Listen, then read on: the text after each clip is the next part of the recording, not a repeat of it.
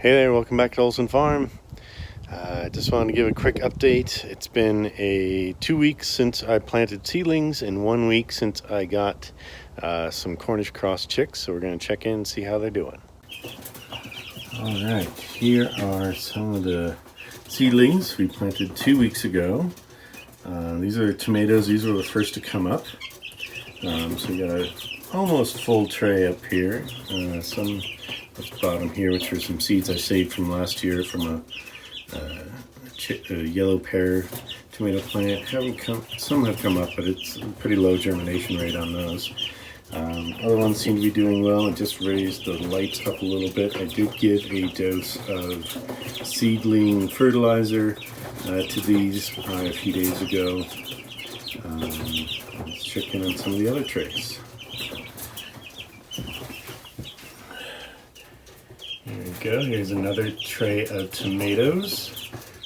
Pretty good germination rate throughout here. So we have a few different varieties. Again, raised the lights on them just like one link of the chain today, so they can stretch out a little bit more, but I didn't want to get them too leggy. Here are some peppers. We have a little bit. We got one variety up top, which I believe are jalapenos. A lot of my Pueblo peppers have not come up, which I'm pretty disappointed about. I think I have one that came up from seeds I saved from last year's pepper. And then we have some other, I think these are mini bell peppers over here on the right side. So pretty disappointing germination rate here. I'm not sure what to do about that. Alright, if you can see back there, I do have a bunch of basil coming up, which is promising. Sometimes it's hit or miss with basil about getting it to germinate. These have been doing pretty well. They're fairly short, which is why you can't really see them with the light up here a little bit. Probably can't really see that well just with the color of the light. But those are doing pretty well. The rest of the tray of peppers here, again, not a lot of germination, except for a few up top here. So I want to talk about one thing that happened fairly early on with the temperature in here. Unfortunately, I had all the heaters in here, and then also the heaters, unbeknownst to me, I thought it was on a different circuit, but it was on the same circuit, heaters for the chickens' water out in their coops, in their runs. And so those heaters kicked on one night, and all the heaters in here kicked on one really cold night, and we blew a circuit. So it got pretty cold in here. One night it got down, well, I came in the morning, it was about 33 degrees in here. So given how well the tomatoes did and a lot of other things, those seem to have survived that all right. Maybe the peppers did not. So I may need to order some more pepper seeds and do that. And since then I've rerouted the water heaters for the chickens outside to a different circuit, so those aren't going to trip anymore, especially as I add more LED lights here. And so I've got 5 of my LED panel lights going on, which don't draw a lot of power, but something. Plus I had all the heaters in the grow room on. So lesson learned. Again, we always kind of keep learning here. Keep a lot of heat sources and a lot of power suckers off of different circuits, and keep track of that next time. So far, like I said, the main casualty seems to be the peppers. We'll see. I might just go ahead and order some more of those and get those planted right away as soon as I can. Let's check in on the chickies.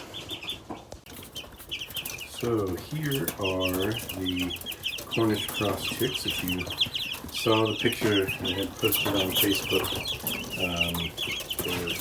the day I got them, they were fairly small and tiny. They're already getting pretty big. Now, these are the Cornish rocks. So I've got 25 in here. And they've been staying pretty toasty warm since I figured out that heating mess. But they are getting big. They get frantic about feeders and waters. And they kind of eat and drink all that down pretty quick. What I'll probably do start doing, which I haven't done yet, so they've had 24-hour access to food for about a week, for a week, since it got them last Friday. So since they're about a week in, I'm going to start taking out the food at night, just to kind of get them used to not having it for at least 8 to 12 hours, which will be more like when I do move them out to the coop area. They'll be in the coop at night and won't have access to food then either. You don't want them to have 24-hour access to food for too long. And so now that they're about a week old, we will start taking the food out at night and giving it to them in the morning. Otherwise they get too heavy too fast and then start to have leg problems. So we want to avoid that as much as possible. But they are looking good. All 25 of them are healthy and moving around, which is better than that look than I had last year. And we'll see if we can keep it that way. I do want to quick show you the records that I'm keeping, just so you have an idea of kind of what I'm working with here. So here is my planting record so far for 2021. I've shown you the blank part of this page, with the exception of the garlic. When I first planted the seeds, here's all the varieties I planted. So there's a quantity of cells that I planted. Here is 72 is the vessel type, so it's a 72 cell, meaning 6 by 12 in the, so they're about, the 1-inch little cells there. So I have all the varieties, how many of them I planted, and then I have the first germination date of all those. You can see some of them have not actually come up yet. My jicama hasn't come up yet, which I'm disappointed with, and some of my pueblos. And I've gotten a few, like maybe 1 or 2 of some of the other pueblos and the golden cow. So that's a nice way to kind of keep track of progress and so forth. The next step will be when I transplant the tomatoes and peppers, how many I transplant and the date I transplanted them, and then the transplant into the garden. And then also I have kind of a map of each of the trays and how many, which cells have which plants in them. That way I don't have to use all the little markers and keep track of all that. So here's tray 1, and I have marked over here how many are actually producing plants of each variety. See, here's tray 2, the map of that one, how many are coming up on the side. I also have this little marker up top, which tells me that's the top of the tray, and then I have a mark on the tray itself that tells me which one's the top, because every once in a while you get them kind of turned around, you don't know which end is up. So doing pretty well on the tomatoes and peppers. Peppers unfortunately are not showing a lot of promise on how many are actually coming up there. But that's how I kind of keep track of where the plants are, so I'm not using a bunch of markers, and then being able to map it out and keep count of how many are doing well. So there we go. That's just a quick little update this week, short little video. I'll show you any progress. Still a lot more work to do on the garden. Gotta get all the straw covered in there. I want to get a nice thick layer of that going, and get the rest of the soaker hoses in the other beds.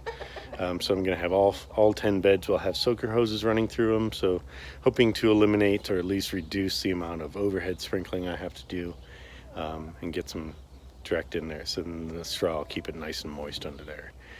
Other than that, things are progressing pretty nicely. Like I said, always a little bit more to do, so I'll give you an update in a little bit. Until then, have a good one.